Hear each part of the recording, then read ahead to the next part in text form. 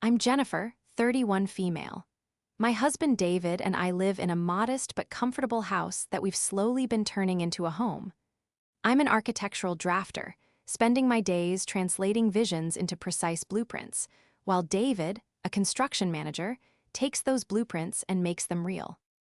Our lives were built on structure and planning, a world of right angles and solid foundations. But recently, a crack had formed in that foundation, and a single, stolen photograph was about to bring the whole thing crashing down. Before this story unfolds, I'd love to connect with you. Please let me know in the comments where you're watching from and what time it is in your corner of the world. It's amazing to see how far these stories can travel. The dream of becoming parents had been a quiet, persistent hum in the background of our lives for years. David and I were planners. We planned our careers, our finances, our home renovations. We even planned when we'd start trying for a baby. We imagined it would be just another project, another blueprint we could execute with care and precision. But biology, as we learned, doesn't follow a project schedule. Month after month passed, each one ending with a familiar, quiet disappointment. The initial excitement gave way to a weary cycle of hope and resignation. It was a private struggle, a conversation held in hushed tones late at night, a weight that only the two of us shared. We navigated the world of ovulation kits, temperature charts, and doctor's appointments. The medical jargon became our second language, and our home, once a sanctuary, started to feel like a laboratory for a failing experiment. My cousin, Madison, was on a different trajectory. At 28, 3 years my junior, she lived her life out loud, curated and broadcast for her thousands of social media followers. Her brand was aspirational authenticity, a carefully constructed illusion of a perfect life.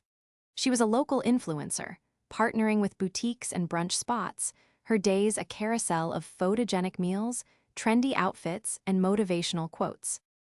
In family gatherings, she'd often talk about her own desire for children, framing it as the next logical step in her brand's evolution. "A baby would just complete my story," she'd say, as if she were casting a role in a play. While I was marking calendars and taking my temperature in secret, she was openly lamenting her struggle, though no one was quite sure how long she and her husband had even been trying. Her struggles were content, mine were a silent, aching void. Then, one rainy Tuesday in April, everything changed. 2 faint pink lines appeared on a test strip. I stared at them, my heart hammering against my ribs. I took another test and then a third. They were all positive. After 2 years of negative results, it felt less like a reality and more like a hallucination. I wrapped the positive test in tissue paper, put it in a small box, and gave it to David when he came home from work, his boots still dusty with drywall.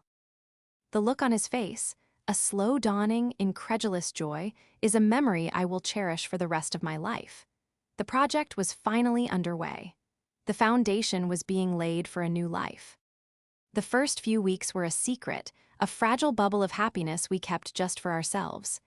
Every twinge, every wave of morning sickness was a reassuring sign. We were pregnant. The words felt magical, powerful.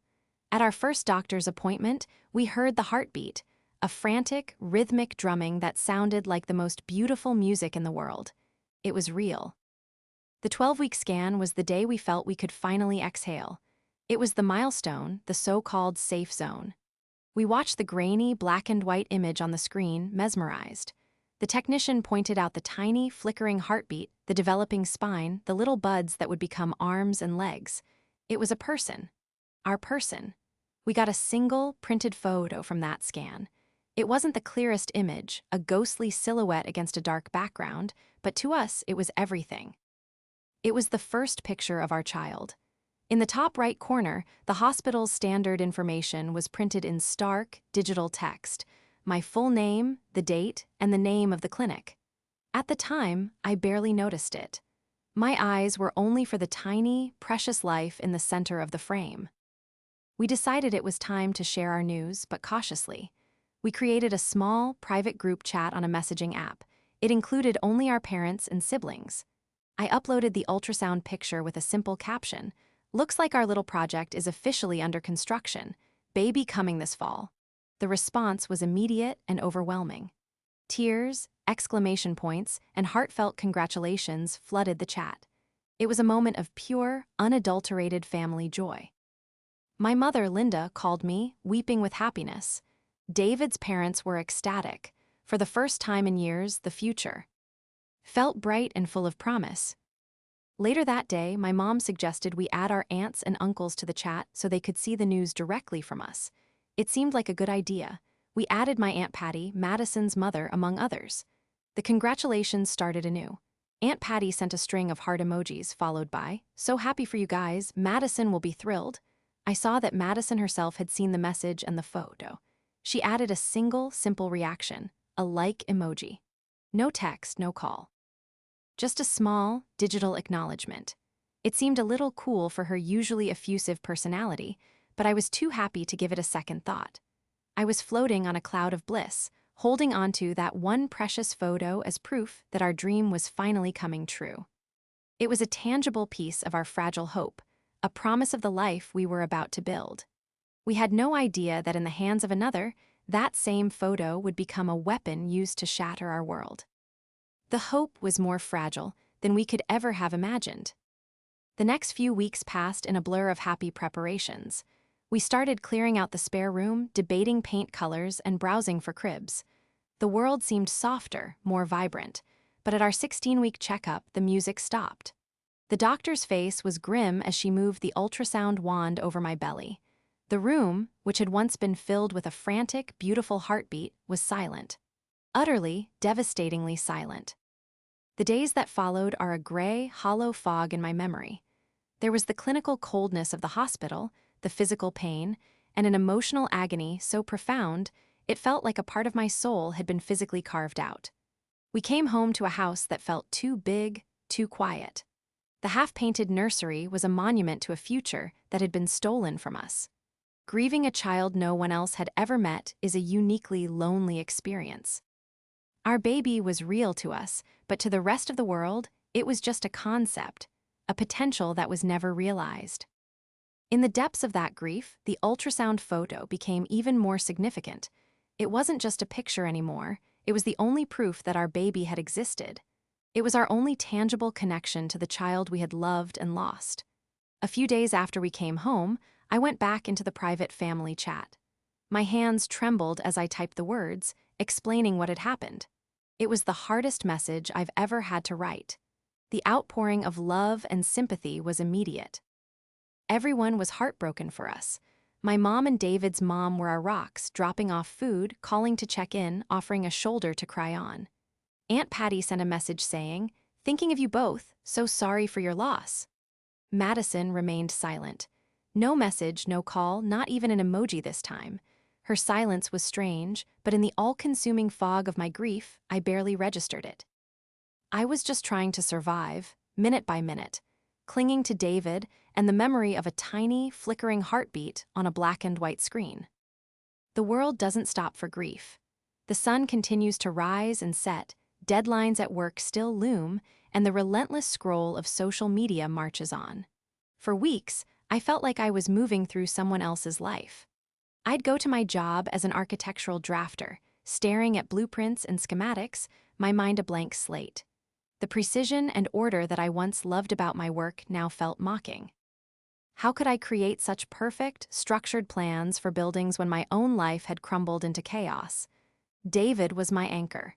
He was grieving too, but he channeled his pain into taking care of me, ensuring I ate, coaxing me out for short walks, and holding me when the waves of sadness became too much to bear. We were a two-person lifeboat in a vast, empty ocean. I avoided social media for the most part. It was a minefield of baby announcements and happy family photos that felt like tiny, sharp stabs to the heart. But one evening, about a month after the miscarriage, I found myself aimlessly scrolling through my phone, a mindless habit to numb the constant ache in my chest. I was sitting on the couch, the television murmuring in the background, David in the kitchen making tea. It was a quiet, ordinary Tuesday night, and then I saw it. It was a post from my cousin, Madison. The photo was instantly, shockingly familiar. It was the grainy, black and white ultrasound, my baby. For a split second, my mind couldn't process it. I thought perhaps she had shared it as a memorial, a strange but maybe well-intentioned gesture of sympathy. But then I read the caption. It's been so hard to keep this a secret, but we're over the moon to finally announce. Baby Miller coming January 2026. Pregnant #sobless baby announcement momtobe. The words swam before my eyes, Baby Miller, her husband's last name, the hashtags, the cheerful, celebratory tone. It was a pregnancy announcement, her pregnancy announcement. Using my photo, my breath hitched in my throat. The air seemed to thicken, pressing in on me, making it impossible to breathe. It felt like the world had tilted on its axis. A roaring sound filled my ears, blocking out the noise from the television. It was a sound of pure, primal disbelief and pain. I tried to make sense of it. It had to be a mistake, a terrible, horrific, impossible mistake. Maybe she had found a similar-looking stock photo online, but no, I knew every pixel of that image. I knew the exact angle of the baby's head, the specific ghostly curve of the spine. It was mine. It was the only photograph I had of my child, the one I had shared in a sacred, private space of family trust. And then the rage hit. It wasn't a slow burn, it was an explosion. A guttural scream ripped from my throat, a sound I didn't recognize as my own. It was raw and animalistic, torn from the deepest, most wounded part of my soul. In the kitchen, a mug shattered on the floor. David was by my side in an instant, his face a mask of alarm. "Jen, what is it? What's wrong?" he asked, his hands on my shoulders. I couldn't speak. I could only point a trembling finger at the phone screen. He took the phone from my shaking hands, his eyes scanning the post. I watched his expression shift from confusion to disbelief, and then to a cold, hard fury I had never seen in him before. His jaw tightened, and the color drained from his face. "No," he whispered. She didn't.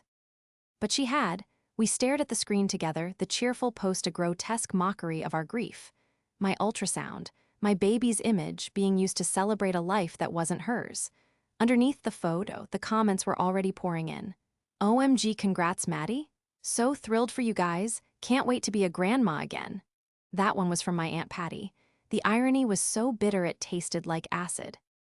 She was celebrating a lie, using the image of the grandchild she had lost to celebrate the one she thought she was gaining. Other family members, the ones from the private chat, were there too, liking the post, offering their congratulations. Did none of them recognize it? Did they not remember the most important and then most tragic photo of my life? The feeling of betrayal was absolute. It was a physical sensation, a crushing weight on my chest. This wasn't just an insult, it was a desecration. Madison had taken our deepest pain and repackaged it for public consumption, for likes and comments and engagement. She had stolen the only remnant of our child and claimed it as her own. The fragility of our hope had been shattered, and now the memory itself was being violated. David wrapped his arms around me, pulling me into his chest. "I'm going to kill her," he said, his voice low and shaking with rage. I just sobbed, deep, body-racking sobs that felt like they were tearing me apart from the inside out. My grief, which had been a quiet, private ocean, was now a tsunami of rage and violation. In that moment, I felt a profound sense of foolishness. I had believed that sharing our story in that private chat was an act of trust, a way to let our family into our pain. I thought it was a safe space, but I had been wrong. I had invited a viper into our most vulnerable moment, and she had waited, coiled and patient, before striking. She hadn't just stolen a picture. She had stolen our narrative, our loss, our child's very existence, and twisted it into a lie for her own selfish gain. The scream had torn from my throat, but the silence that followed was filled with a chilling, terrifying clarity. This was not a mistake. This was a declaration of war. And as I sat there, wrapped in my husband's arms, the shock began to recede, replaced by something cold and hard and sharp. A resolve was forming in the wreckage of my heart. She was not going to get away with this. The initial tidal wave of shock and rage slowly subsided, leaving behind a cold, desolate shoreline. The sobs racking my body quieted to ragged breaths. David was still holding me, his own anger a palpable, vibrating energy in the quiet living room. The phone lay on the couch cushion between us, screen still glowing with Madison's triumphant, fraudulent post. The sight of it made my stomach churn. "We have to do something," I whispered, my voice hoarse. "We can't just let her." "We won't," David said, his tone firm, cutting through my haze of grief. He's a construction manager. His entire world is built on evidence, on plans, on things you can prove. His mind was already shifting from emotional reaction to practical strategy. "First things first," he said, picking up the phone carefully, as if it were a piece of evidence at a crime scene. "She could delete it at any second. We need proof." He was right. In the world of social media, things could vanish with a click. A lie could be erased, leaving us with nothing but our word against hers. And I already knew, from Aunt Patty's gushing comment, which side of the family would take. I would call me hysterical, confused by grief, jealous. They would close ranks around Madison and her happy news. With a methodical calmness that belied the fury I knew he was feeling, David began to document everything. He took multiple screenshots of the entire post: the photo, Madison's caption, the timestamp, and the growing list of comments. He scrolled down, capturing the congratulatory messages from our oblivious family members, each one another twist of the knife.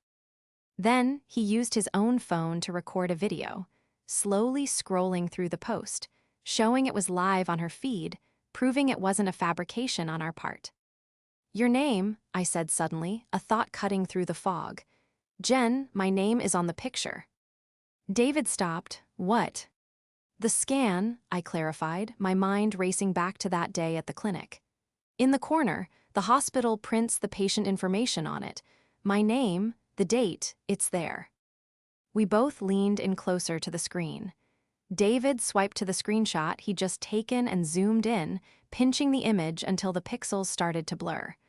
But even slightly distorted, the text in the top right corner was unmistakable. It was small, standard-issue hospital font, but it was there. Jennifer last name. DOB, my birth date. Date of MY 12-week scan. Name of women's clinic. It was all there. A digital watermark of truth that Madison, in her rush for validation and content, had completely overlooked. She had been so arrogant, so certain that no one would notice or care, that she hadn't even bothered to crop the photo. She had stolen our joy and our grief, and she had signed her confession in the corner of the image. A strange sense of calm washed over me. This was it. This was the irrefutable proof. This wasn't just my word against hers. It was a fact, printed in black and white for anyone to see. The emotional, messy, complicated pain of our situation suddenly had a sharp, clear point of evidence. "Take another one," I told David, my voice stronger now. "Zoom in on that corner. Make it so big no one can possibly miss it." He did, taking a crystal-clear screenshot of just the information block, the text sharp and damning. We now had a complete digital file of her crime, the original post, the video evidence, and the close-up of the proof that destroyed her lie. We saved the files to our computers, to a cloud drive, and emailed them to each other.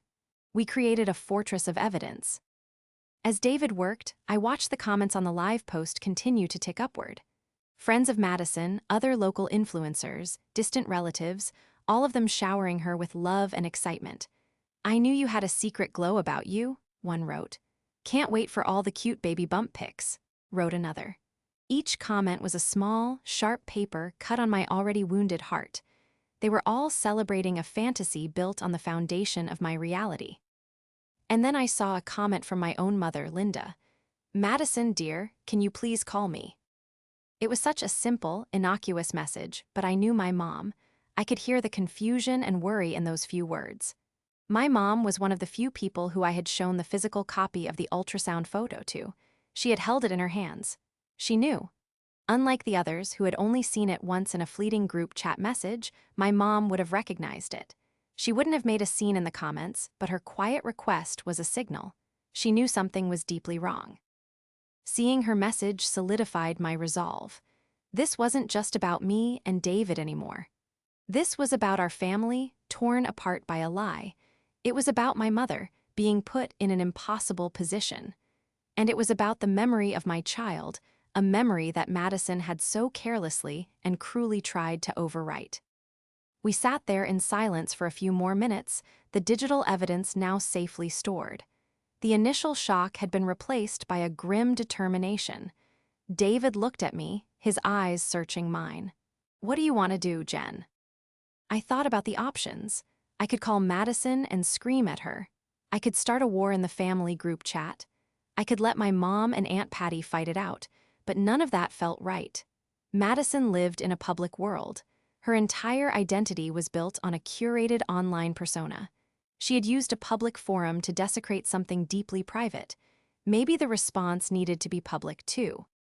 "I don't know yet," I said honestly, "but I know one thing. She forgot who I am. I'm a drafter. I live in a world of details.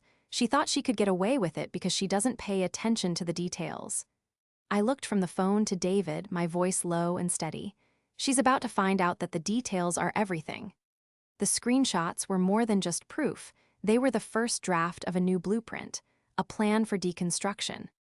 The next morning, the house was heavy with a tense, sleepless silence. My mom, Linda, had called late the Prevy. O's night, her voice a mixture of fury and heartbreak. "I saw it, honey," she'd said. "I knew it was your picture the second I saw it. I just couldn't believe my own eyes. What is she thinking?" My mom, a teacher used to dealing with childish behavior, seemed utterly baffled by the sheer malice of this adult deception. She had tried calling Madison and Aunt Patty, but her calls went straight to voicemail. They were hiding. David and I agreed on the first step, a direct, private confrontation. There was a sliver of a chance, a microscopic possibility, that this was some bizarre, inexplicable misunderstanding that could be resolved without detonating our entire extended family. I knew it was unlikely, but I had to try. I needed to give her one chance to do the right thing. My hands were shaking as I composed the text message to Madison. I kept it simple, factual, and cold. I attached the screenshot of her post. "This is my ultrasound photo from my miscarriage. I don't know what you think you're doing, but you need to take it down. Now." I hit send and watched the screen, my heart pounding. The message showed as delivered. A few minutes later, the status changed to read. The 3 little dots appeared, indicating she was typing. I held my breath. Her reply was a masterclass in gaslighting. "OMG, Jen, are you okay? I think your grief is making you confused. This is my picture from my appointment last week. I'm so sorry for what you went through, but you can't lash out at me like this. It's not fair to ruin my special moment." The audacity of it stole my breath. Confused, lashing out, I typed a furious reply, my thumbs flying across the screen. "It has my name and the date on it, Madison. MY name, take it down." I attached the second screenshot, the one zoomed in on the damning text in the corner, with my name circled in bright red.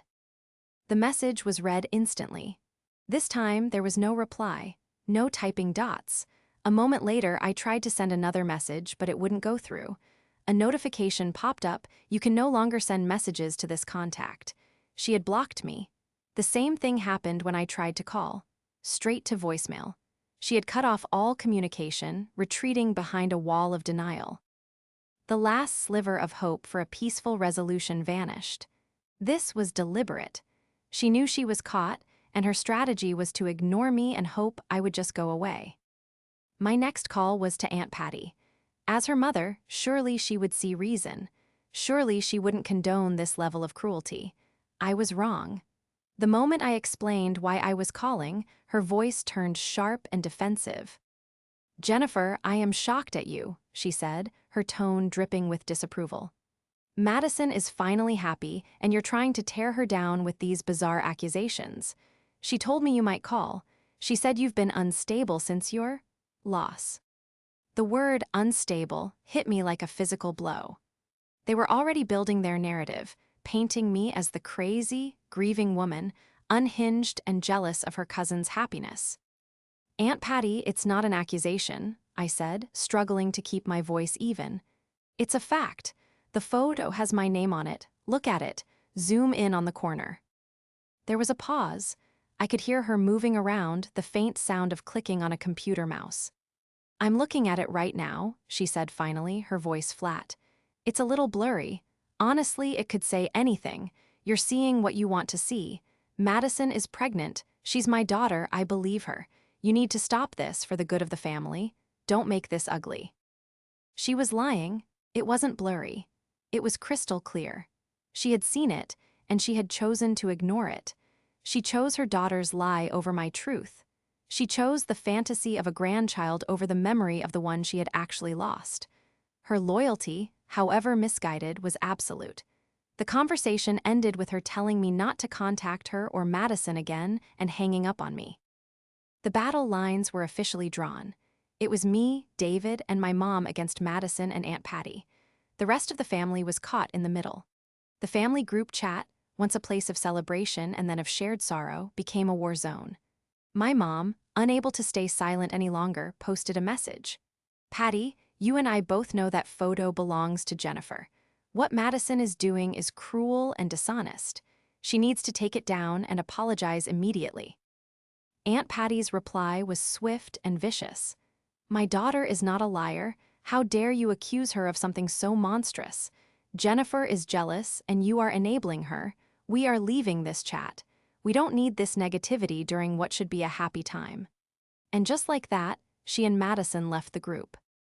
The chat descended into chaos. Cousins, aunts, and uncles started asking what was going on.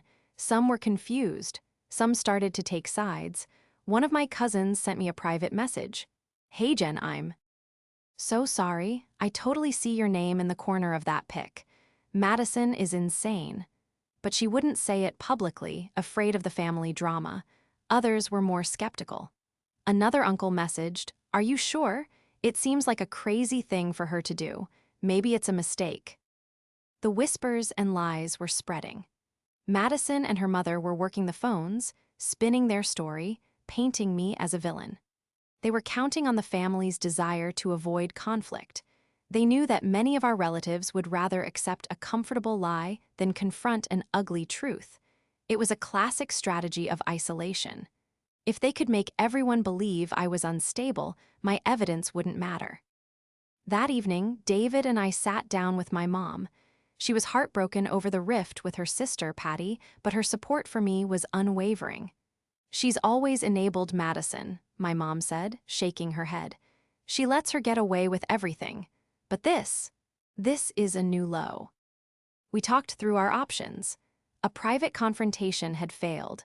Family mediation was impossible when one side refused to even acknowledge the truth. We were at a stalemate. Madison was hunkered down, waiting for the storm to pass, confident that her public image and her mother's fierce protection would see her through. "She uses her social media as a shield," I said, thinking out loud. "Her whole life is on there. Her followers, her business partners. They only see the perfect version of her she wants them to see." David looked at me. A shield can also be a target. He was right. Madison had chosen the battlefield when she made that public post. She had broadcast her lie to the world. She had attacked me in a public square. The whispers and lies were working in the closed-off rooms of our family, but they wouldn't work in the open, not when I had the truth, captured in a perfect, undeniable screenshot. "She wants a public celebration," I said, a cold, hard resolve settling deep in my bones. "She's going to get a public reckoning." For 2 days, we planned. This couldn't be an emotional outburst.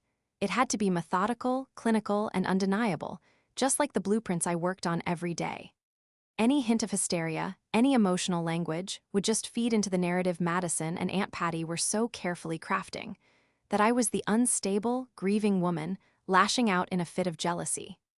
The truth was my only weapon, and I had to present it in a way that left no room for interpretation. David was my strategist. He spent hours researching Madison's online presence, mapping out her digital footprint. Her entire brand was built on being a local it girl. She had partnership deals with 3 prominent local businesses, a high-end baby boutique called The Nest, a trendy brunch spot named Poppy's Place, and a popular local spa. She was their ambassador, their face. Her feed was filled with pictures of her tagging these businesses, promoting their products, and gushing about their services. These businesses were her livelihood and, more importantly, her source of public validation. They were the pillars holding up her carefully constructed persona. My mom, Linda, was our moral compass. She kept reminding me what this was truly about.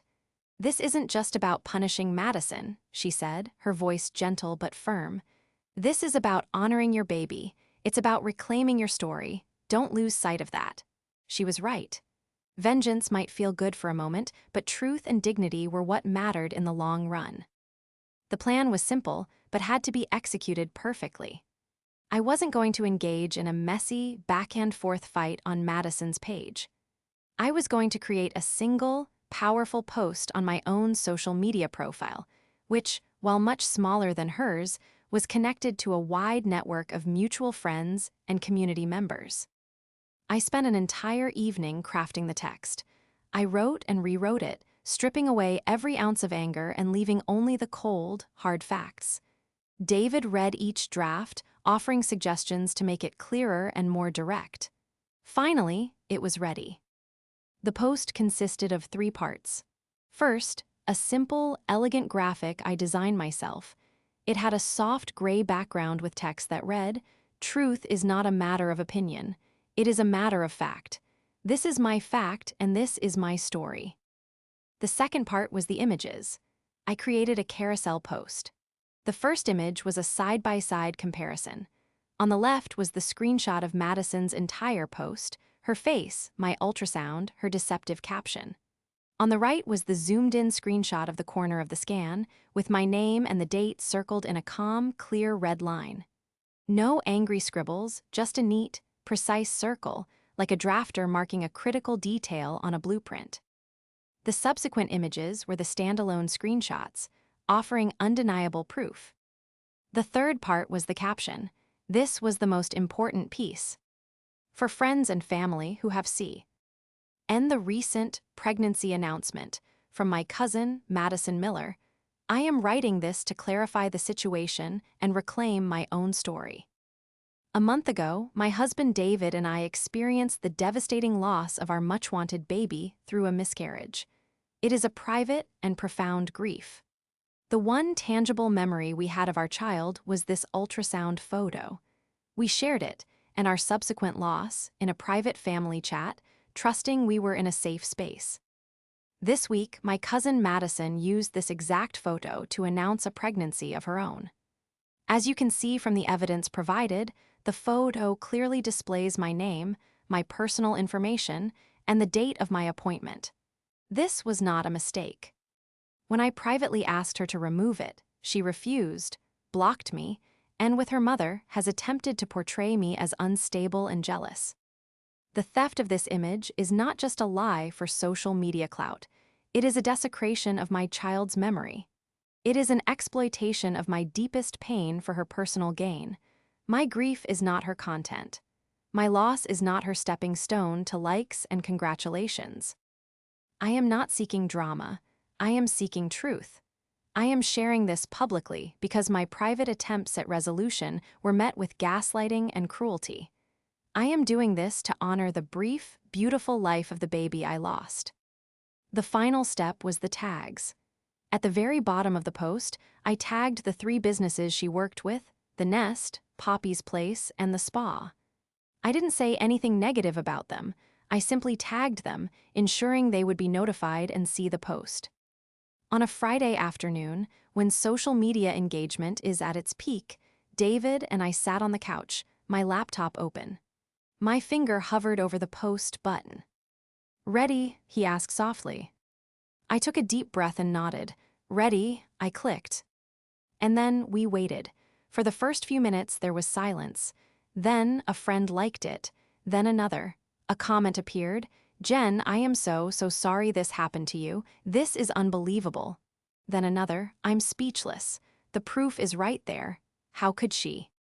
Within 30 minutes, my post had been shared a dozen times. Then 50.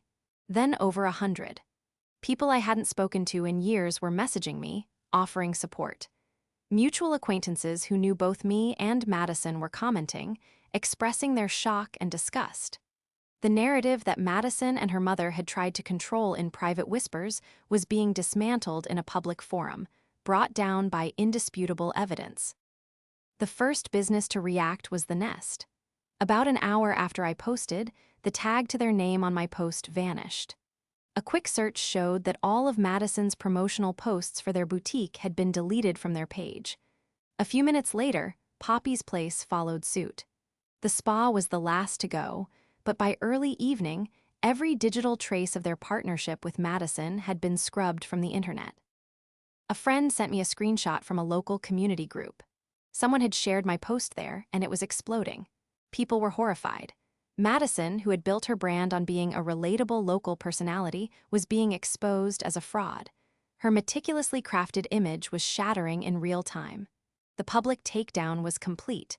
I hadn't screamed, I hadn't sworn, I hadn't even directly insulted her. I had simply presented the truth, and the truth was more than enough. I closed my laptop, a profound sense of weary, somber validation washing over me. The building of lies she had constructed was collapsing under the weight of a single, undeniable fact. The digital wildfire I had started swept through our community with astonishing speed. Madison's world, which was built almost entirely online, was incinerated within hours. Her social media pages, once a vibrant hub of praise and aspirational content, became a graveyard of her reputation. My post had armed hundreds of people with the truth, and they used it. Her comments section, the one I could no longer see but was updated on by friends, turned from a stream of congratulations to a torrent of outrage. People were tagging her, demanding an explanation. They were posting screenshots of my evidence directly in her comments. Her most loyal followers tried to defend her, suggesting I was a hacker or a liar, but the proof of my name on the scan was irrefutable. Against the stark clarity of that text, their defenses crumbled. By Saturday morning, the first of her business partners released a public statement. It was from the Nest, the baby boutique. It was posted on their social media page, a carefully worded announcement. We are aware of a deeply disturbing situation involving a local influencer we have previously collaborated with. The Nest is a business built on supporting families and celebrating new life with honesty and integrity. The alleged actions are in direct opposition to our values. We have terminated our relationship effective immediately and will be making a donation to a local pregnancy and infant loss support charity. That statement opened the floodgates. It validated my story on a corporate level, signaling to the community that my claims were being taken seriously. Poppy's Place and the spa quickly followed with similar statements, distancing themselves from Madison as if she were toxic, which, in a professional sense, she now was. Her career as a local influencer, which she had prized above all else, was over. The fallout within the family was just as swift and brutal. My phone rang constantly.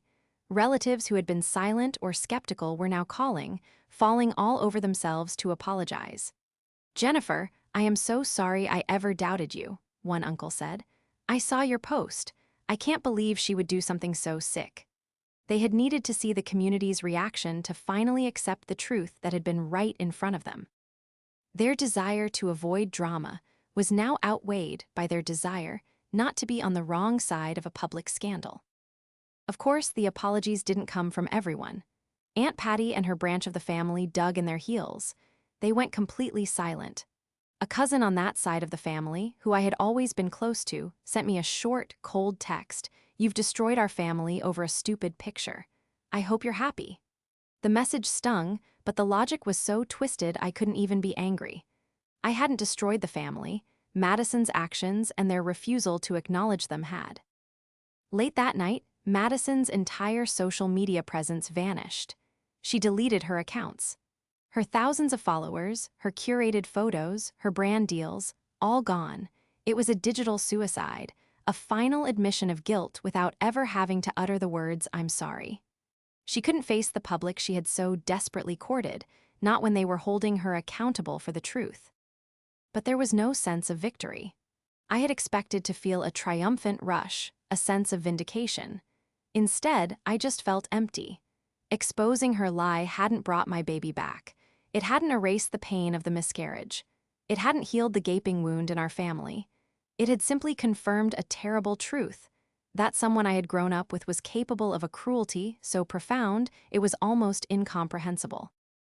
David and I spent the weekend unplugged from the world, trying to process everything.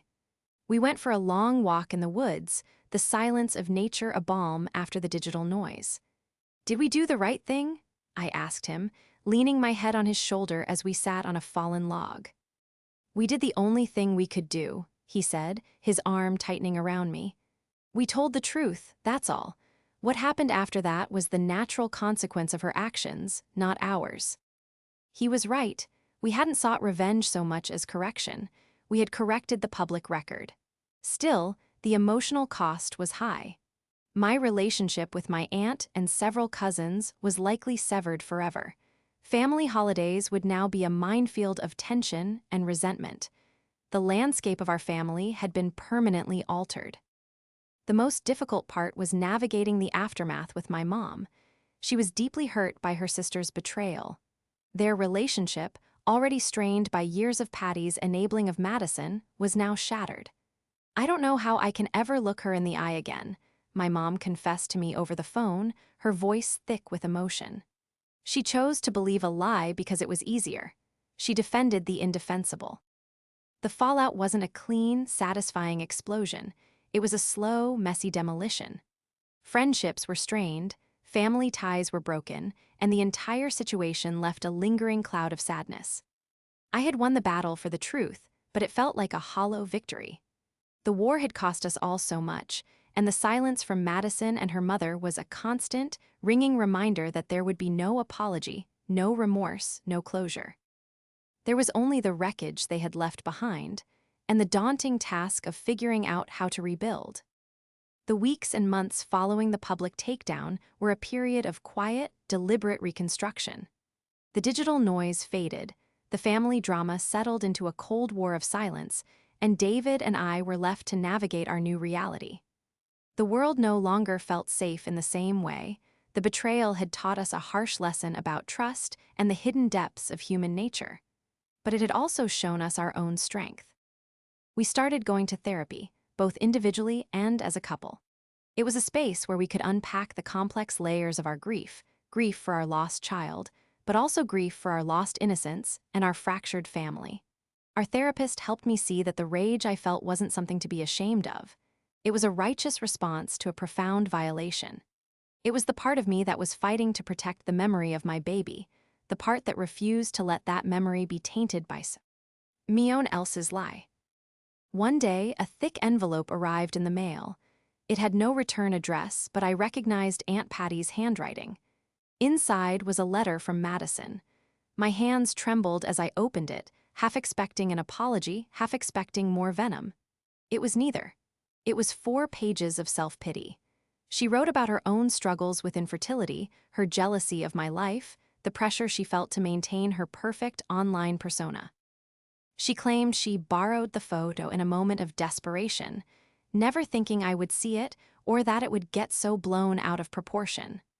The words "I'm sorry" were technically in the letter, but they were buried under mountains of excuses. "I'm sorry you felt the need to ruin my life over it," one sentence read. It was not an apology, it was an accusation. I read the letter once, then a second time to make sure I hadn't misunderstood its toxic, self-serving message. Then I walked into the kitchen, turned on the gas stove, and held the letter to the flame. I watched as the pages curled, her pathetic excuses turning to black ash. As the last corner of the paper disappeared, I felt a sense of release. I didn't need her apology to heal. Forgiveness was a gift, and it was one she hadn't earned.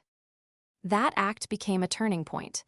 I realized I had been waiting for something from her: remorse, accountability, closure, that she was incapable of giving. My healing couldn't be dependent on her. It had to come from me. I started to write.